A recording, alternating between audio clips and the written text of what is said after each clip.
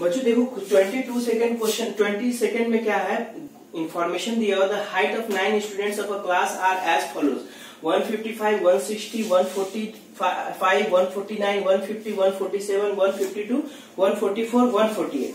तो ये height of the 9 students दिया हुआ है। अब इसको बोल रहा है ना फाइंड, ये नेक्स्ट को आगे क्वेश्चन क्या है, एंड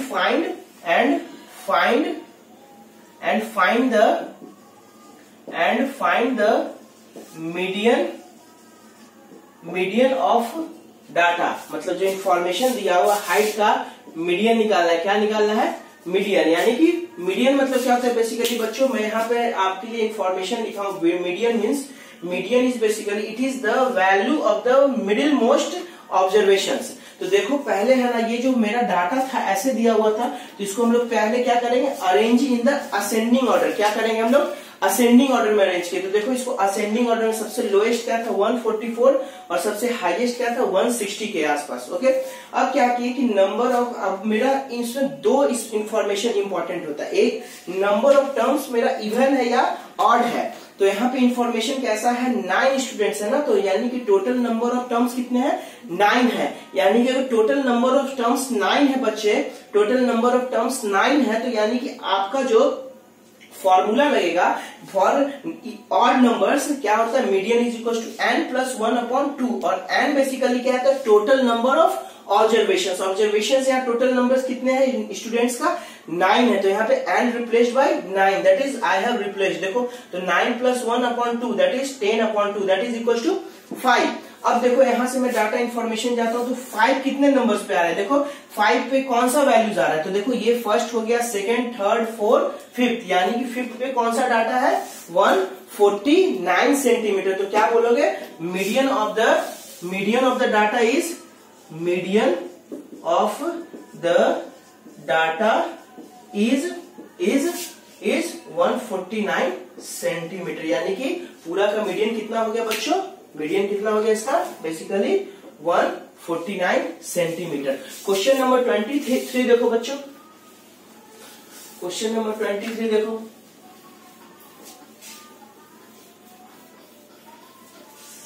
क्वेश्चन नंबर 23 में क्या है बच्चों, देखो द फाइंड, क्वेश्चन नंबर 23 में है the curved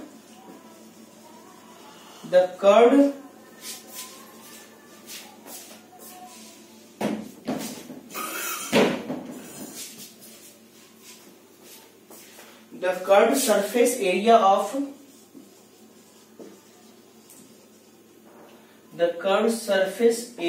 of a right circular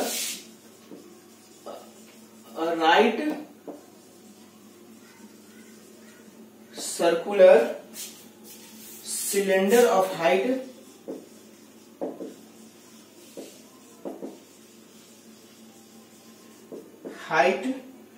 14 centimeter is 88 centimeter square. Okay, find the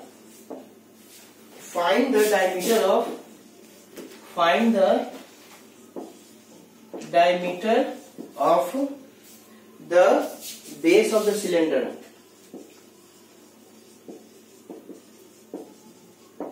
ये क्वेश्चन था बच्चों। इंफॉर्मेशन क्या दिया हुआ है मेरा, इंफॉर्मेशन क्या दिया हुआ है, इंफॉर्मेशन बोल रहा है कि curve surface area of a right circular cylinder. तो ये कैसा है, ऐसा आपका कर्व सरफेस है। ओके बच्चों, ये कर्व सरफेस है ये। ओके, तो ये क्या है आपका हाइट है, ये क्या होता है, हाइट है। तो height of the cylinder h is equal to क्या हो गया 14 सेंटीमीटर। और एरिया कितना दिया हुआ है, कर्व सरफेस मतलब बच्चों कि अगर ये सिलेंडर है फॉर एग्जांपल, तो यानी कि इसका जो सरफेस है ना, ये जो सरफेस है ये कैसा हो जाएगा आपका, ये कैसा होगा, ये बिल्कुल कर्व सरफेस होता है। यानी कि ऊपर वाला सरफेस और नीचे वाला सरफेस छोड़कर क्या होता है, upper surface and lower surface छोड़कर जो आपका जो सिलेंड्रिकल जो सरफेस होता है उसको हम लोग क्या कहते हैं, कर्व सरफेस। तो कर्व सरफेस का एरिया कितना दिया हुआ है, area of the curve surface is given as 88 centimetre. यानी कि कर्व सरफेस एरिया का फॉर्मूला क्या होता है, curve surface area of a cylinder क्या होता है फॉर्मूला, सिलेंडर का फॉर्मूला क्या होता है, पाई 2 r इंटू एच। तो इसका इंफॉर्मेशन कितना होगा, इज इक्वल टू 88 सेंटीमीटर, यानी कि this one is equal to 88 centimetre. और देखते हैं इंफॉर्मेशन क्या क्या दिया हुआ है। Height of the cylinder is given and they are asking about the base of the diameter of the base, यानी कि ये मेरा वैल्यूज पूछ रहे हैं वो लोग, ठीक, ये मेरा वैल्यूज पूछ रही है, यानी कि ये डायमीटर आपका, ये डायमीटर हो गया। तो अगर बेस फॉर एग्जांपल में, बेस क्या होता है सिलेंडर का, एक सर्कल टाइप का होता है, तो उसका रेडियस r होगा। ये क्या हो गया बच्चों, ये बेसिकली r हो गया, तो डायमीटर क्या हो जाएगा 2r हो जाएगा ना। तो उसके पहले इंफॉर्मेशन निकालने से पहले मेरे को r का वैल्यू निकालना होगा ना। तो r देखो यहाँ पे क्या है, डाटा ये दिया हुआ था क्या इस इक्वेशन में, इस इक्वेशन में क्या दिया हुआ है, h का वैल्यू नोन है ना 14 सेंटीमीटर और r अननोन है केवल। तो यहां से मैं क्या करूंगा, r इज इक्वल टू लिख सकता हूँ कि 88 अपॉन 2 पाई इंटू एच लिख सकता हूं ना। देखो बच्चों अब क्या होता है, पाई का वैल्यू क्या होता है 22 अपॉन 7 और एच का वैल्यू कितना है दिया हुआ 40। तो यहां से कैंसिल आउट किया तो ये 2 टाइम्स हो गया कैंसिल आउट, कोई प्रॉब्लम नहीं होना चाहिए। तो अब बच्चों यहां से क्या आया 88 upon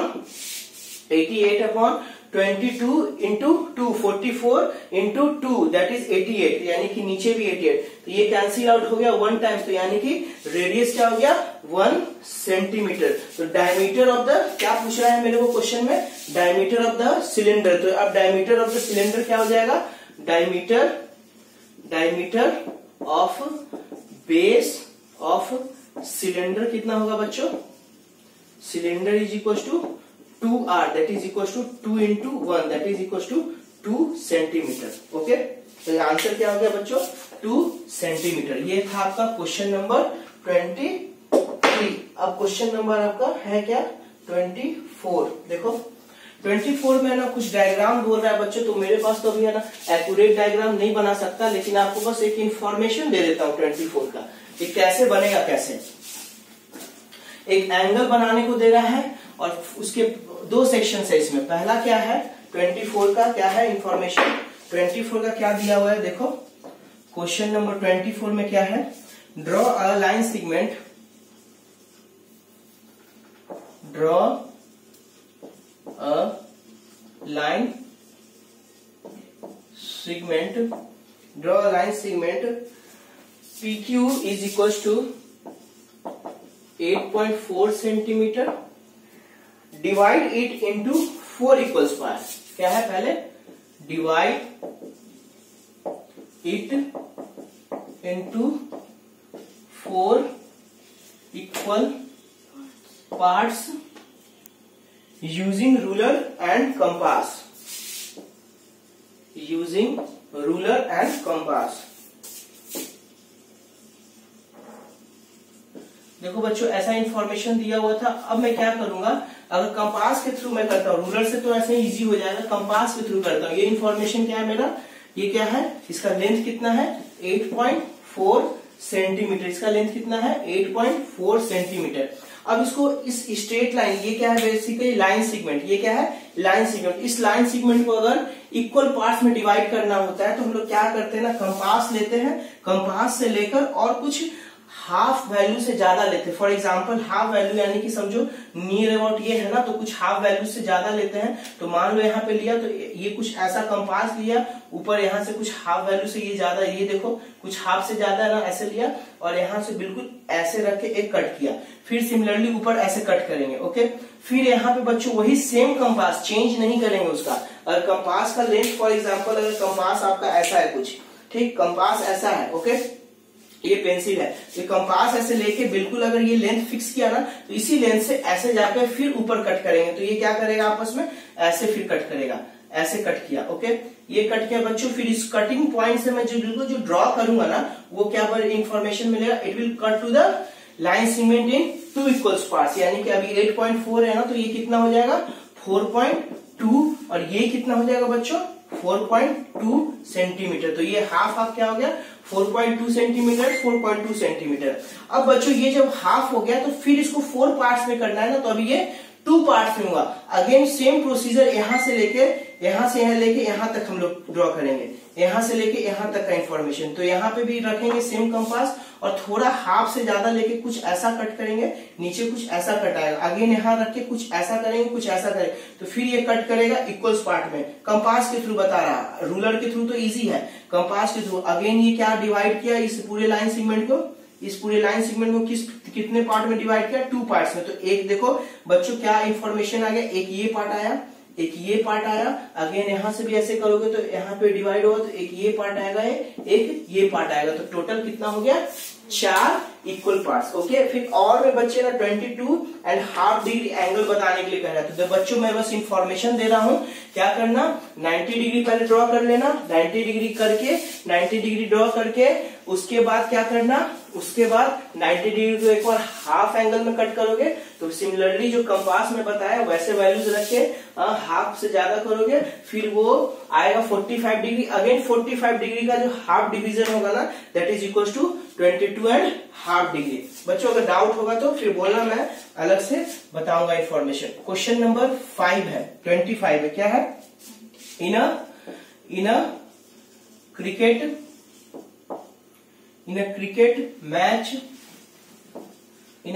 match batsman hit a boundary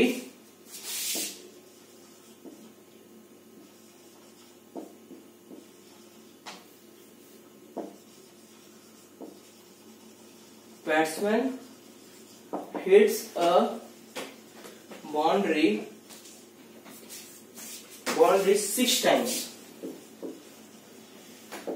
6 times out of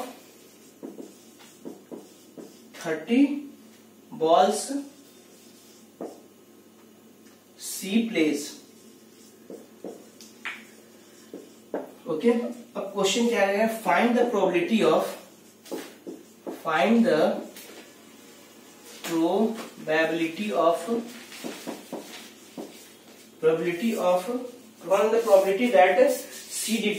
that C did not hit a boundary।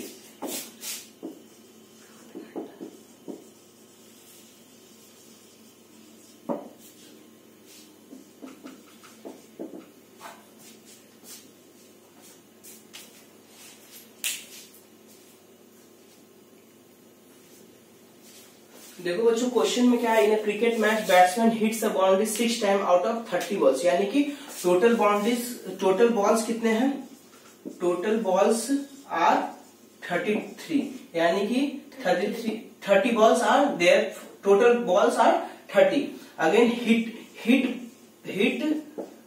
Hit balls that goes to hitted ball,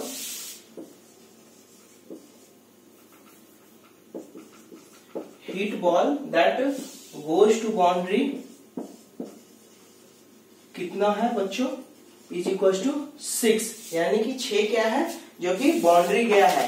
तो number of balls that does not go to the boundary, number of balls that does not go to boundary क्या हो जाएगा आपका बच्चों, boundary is equal to कितना हो जाएगा 30 minus 6 that is equal to 24।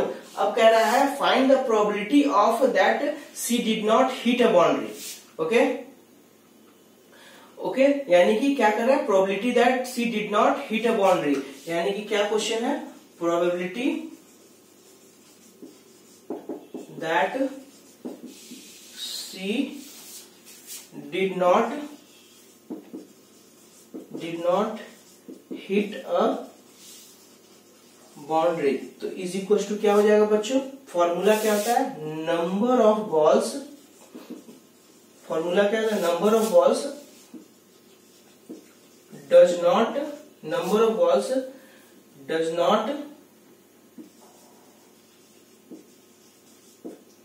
Not hit the boundary और does not go to the boundary, that does not hit the boundary, ऐसे भी ठीक है, hit the boundary upon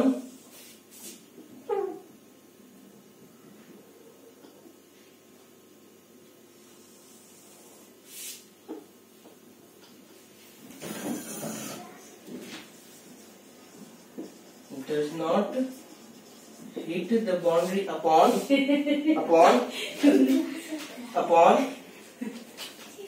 total number of balls played। तो बताओ कितना हिट बाउंड्री हुआ total.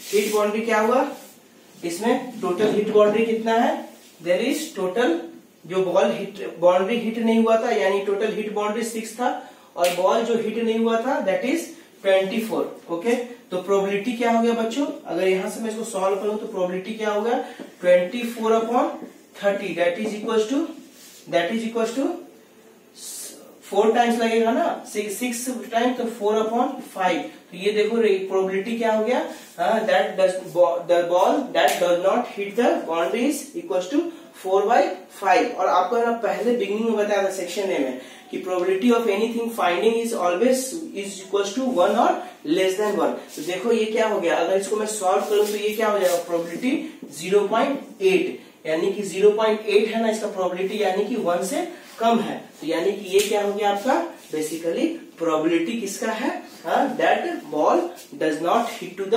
Boundary. Okay, next question आपका बच्चों क्या है 26।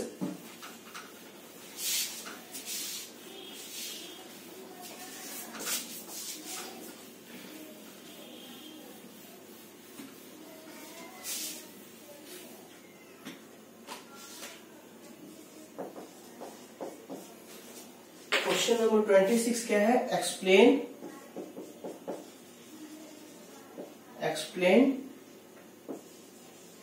Play fair